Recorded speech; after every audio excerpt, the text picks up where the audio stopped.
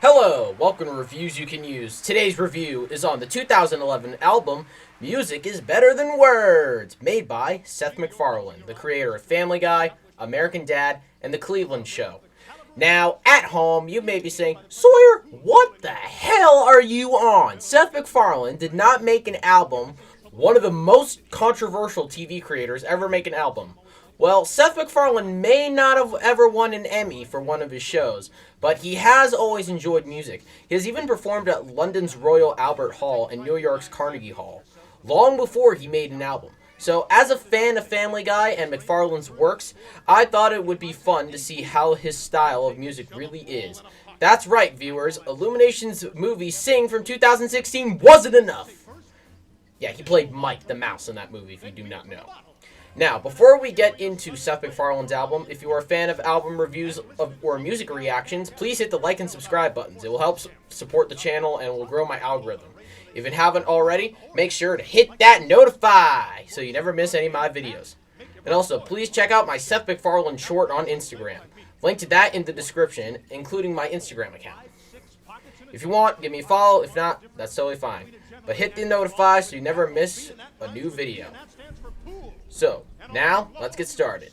So, Seth Woodbury MacFarlane, one of the best TV creators and producers of all time, has created many projects, including Family Guy, American Dad, The Cleveland Show, Ted, Ted 2, most recently the Ted Peacock series, and A Million Ways to Die in the West. He has also starred in movies like Tooth Fairy and Sing. Well, what else can MacFarlane do? Well, it was a shocker when he released a debut album in 2011. Working together with Joel McNeely, who is a composer on MacFarlane's show American Dad, made this pretty goddamn good album. For this album, Seth received voice training from a woman named Sally Sweetland, who worked with many jazz artists like Frank Sinatra.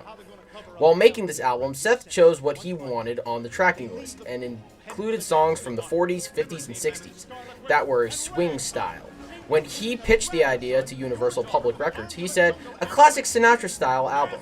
Frank Sinatra played such an influence to Seth MacFarlane, making music is better than words, that when he went to record the album at Capitol Records in the same room that Frank Sinatra, recorded his albums.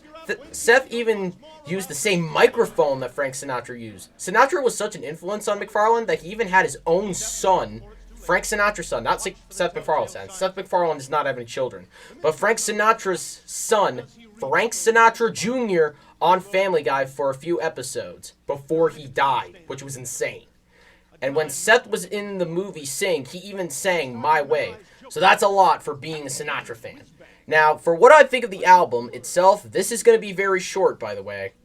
This is a pretty darn good album for a TV creator. I like it being classic jazz, and my family have been big Sinatra fans and classic music fans, so when we listened to it, we liked it.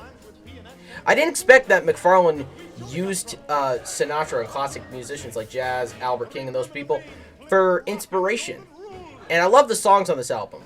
I like You're the Cream in My Coffee. That one's my favorite one. And also, the music is better than words, which was very good. To keep things simple, this album was very good, so I give it an 8 out of 10. I know this part of the video is not as long, but what can you expect? It's just Seth MacFarlane singing covers of jazz songs and swing songs. That is all for today on Reviews You Can Use. Hope you all enjoyed the video, and I know many people aren't fans of MacFarlane, but I hope you like this interesting video. So please, give this video a like. See you next time on Reviews You Can Use. Ciao, and hasta luego!